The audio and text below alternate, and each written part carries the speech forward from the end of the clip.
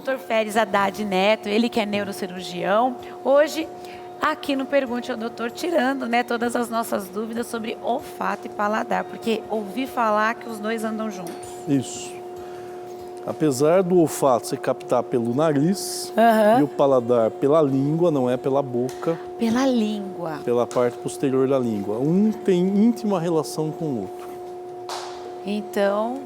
Como se capta? Vamos supor, você tem a parte posterior da língua, ela é cheia de papilas, que chama papilas gustativas, que dá o sabor do doce, do amargo, do azedo, do salgado. E tem também hoje, chama umamis, que é uma nova classificação, que é a sensação do delicioso que se fala.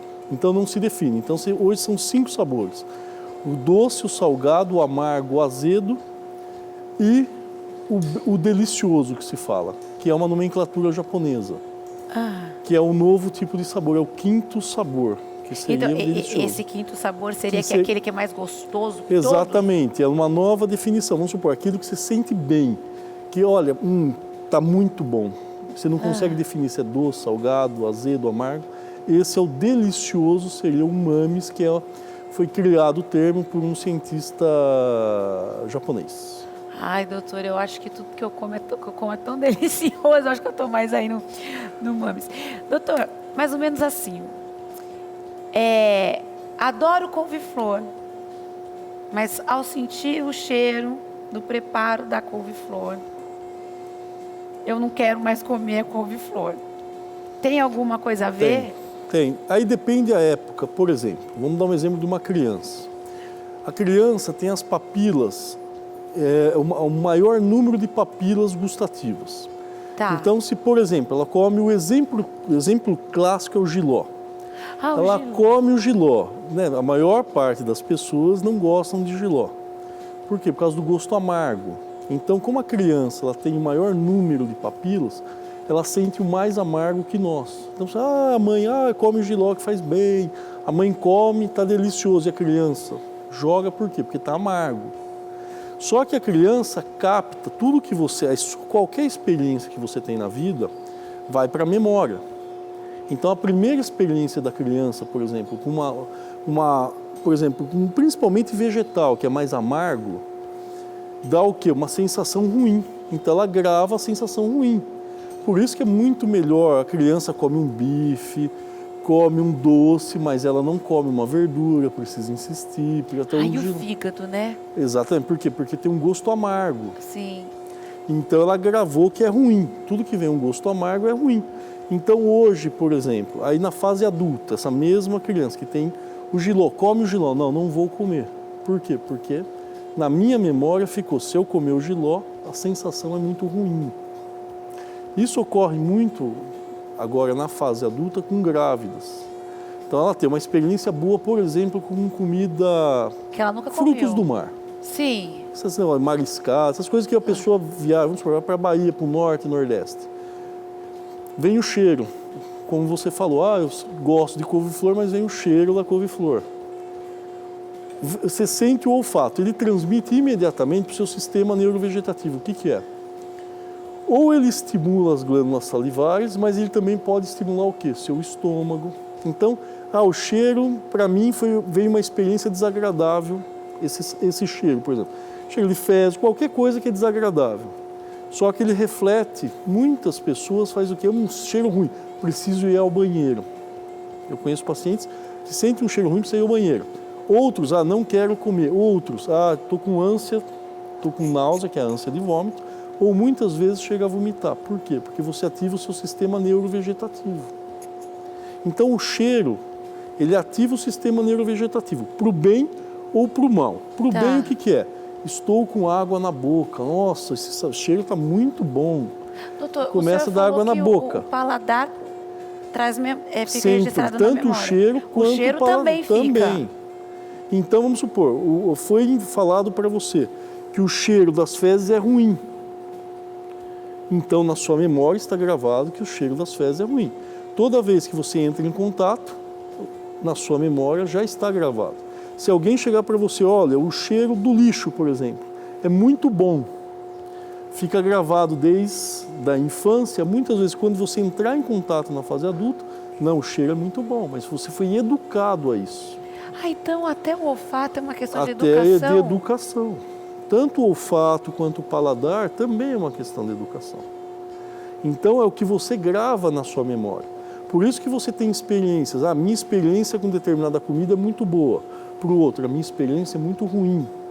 Por isso tem pessoas que, olha, entram em contato com cheiro de comida, de frutos do mar. Tem ânsia de vômito, tem náusea e vômito, começa a vomitar. Outros, me dá água na boca. É o mesmo sistema, só que ele estimula as glândulas salivares.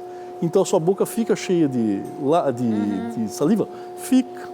Porque o olfato estimulou o sistema neurovegetativo. Para o bem. Está um cheiro ruim na sala. Esse cheiro não me agrada. Então ele estimula para o mal. Eu posso responder como? Nada. Ou eu posso responder, a pessoa vai ao banheiro, a pessoa começa a ter dor de estômago, começa a querer ter náusea, né? Ou muitas vezes vomitar. Então tudo depende de como você aprendeu e como foi a sua primeira experiência. É muito interessante isso que o senhor está falando, porque eu vou falar de mim. Na infância, não comia frutos do mar, e não era muita coisa, era peixe, né? Porque toda semana tinha feira na cidade, e aí não comia. E não comia queijo. E na fase adulta, aos 18 anos, aquela coisa de, mas você não come queijo? Mas você não... Né? E aí você prova. Fala, bendita a hora que eu provei. Exatamente. Então, a memória, ela foi... Exatamente. Você eliminou aquela fase. Tá. Você eliminou, você mostrou o contrário. É a mesma coisa. Você vai no fim da feira, por exemplo. Próximo a uma barraca de peixe. Ai, misericórdia. É insuportável. Sim. Mas grande parte das pessoas que trabalham na feira, não. Nem não, né? se adaptam. Ou elas foram criadas no ambiente da feira, aquilo lá é um cheiro normal. Então elas não você fala, nossa, mas a pessoa consegue manter nesse cheiro? Não.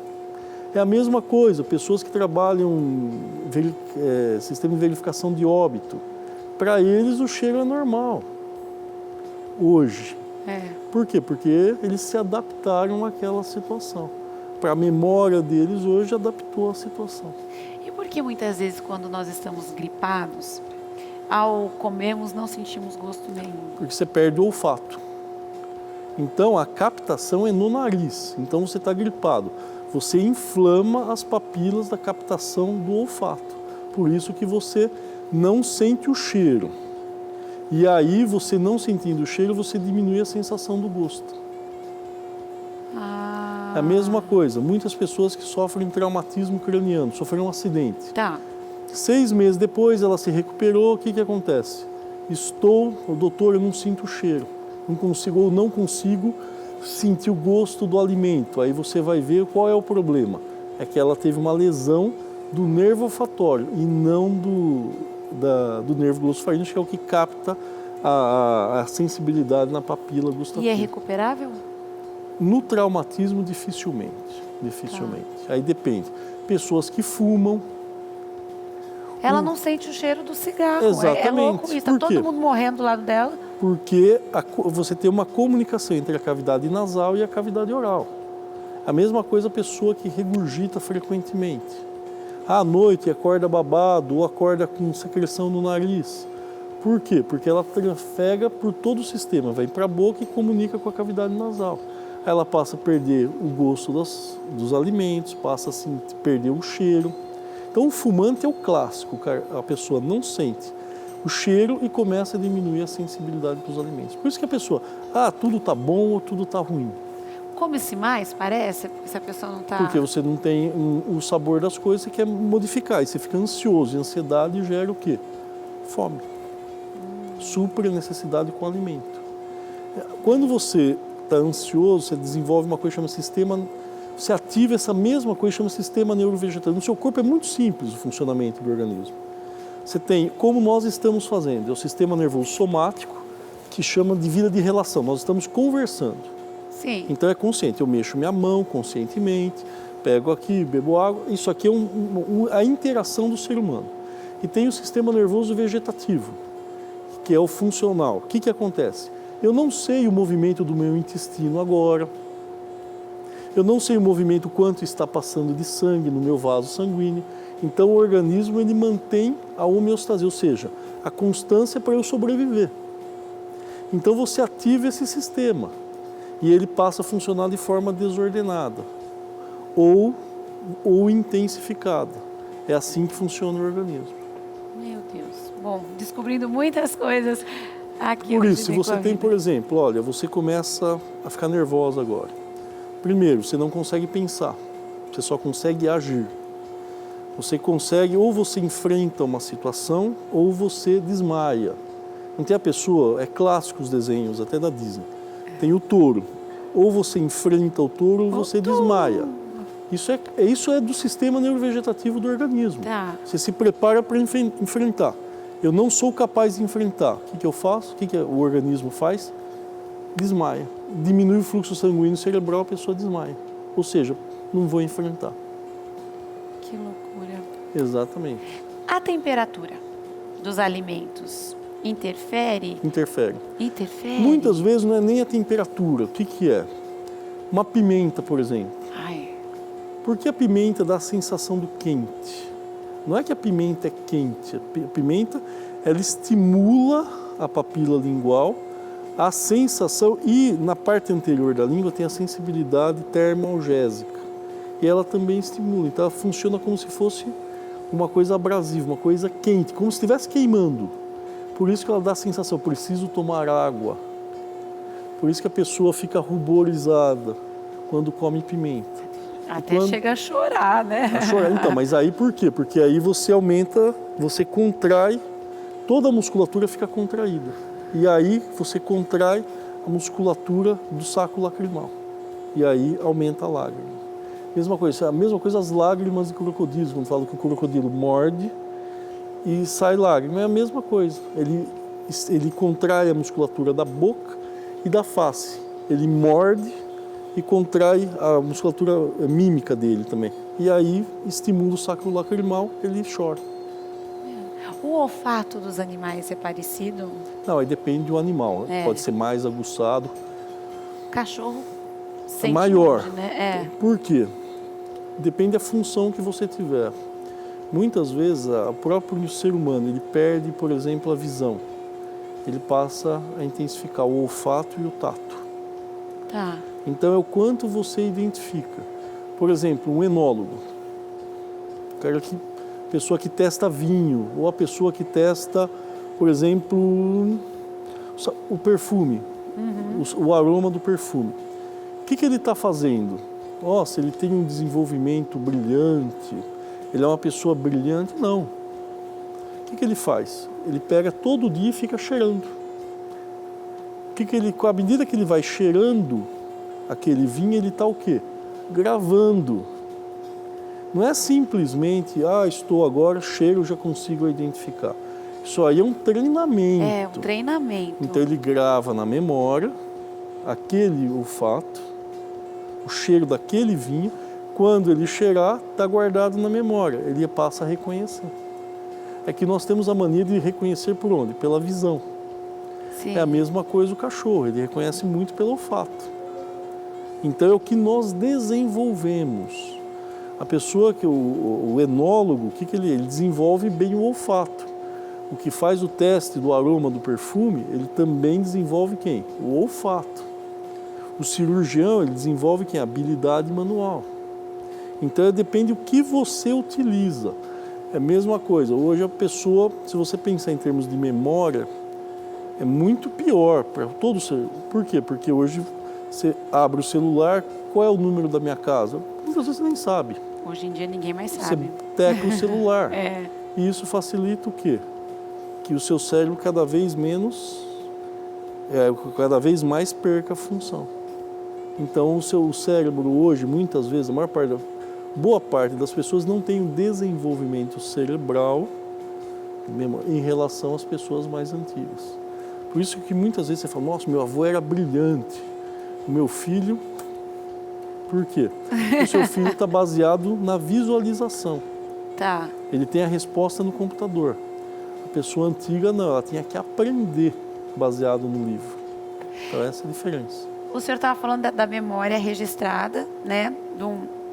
De algo que eu provei, que pode ser o delicioso. Falar das mulheres agora quando fala de chocolate, em alguns períodos do mês, né? Que às vezes só de pensar, você sente o aroma, a boca, Isso. né? E você passa a ter vontade de querer provar. Mas o chocolate é diferente. Ele é diferente. O cacau, ele dá o quê? Uma sensação de bem-estar. É diferente. O cacau, ele age no centro, no tronco encefálico, no sistema dopaminérgico, e ele dá uma sensação de bem-estar. Por isso que a mulher está extremamente irritada, por exemplo, período menstrual, período fértil. A mulher ela come o chocolate e acalma. Por isso tem mulheres, nossa, eu preciso comer chocolate, porque ele dá sensação de bem-estar. Então ele acalma. Tem o outro fator, além do chocolate ser doce, então a experiência com o chocolate é muito boa. Então o chocolate tem as duas funções. Por isso que dá água na boca, porque a experiência com o chocolate é muito boa. Então, ou dá água na boca por quê? Porque estimula o neurovegetativo e estimula a glândula salivar a produzir saliva. Por isso a sensação, nossa, tenho água na boca. Por isso o cheiro ruim, a experiência ruim. Tenho náusea e quero vomitar, que é a mesma coisa, só que ao invés de estimular a glândula salivar, estimula o estômago e o esôfago. É a mesma coisa. Então, só que o chocolate lhe dá a sensação de bem-estar. Por isso tem pessoas que são dependentes do chocolate. Aquelas pessoas que falam, eu compro muito, né? Eu sou dependente de chocolate. E qual é a fase? Muitas vezes, ou na fase pré-menstrual, ou no período fértil. Ela come o chocolate para satisfazer. E quando eu não estou com fome, e passei pela padaria, senti o cheirinho do pãozinho saindo, e automaticamente... Você passa a sentir fome. Você passa a sentir fome. Aí é a memória que está recordando. Então é uma sensação de prazer. Meu Deus. Então é a sua memória. É a memória. Foi o cheiro, esse cheiro é gravado como muito bom. Então você quer uma sensação de prazer. Aquilo te dá prazer. Então eu quero comer.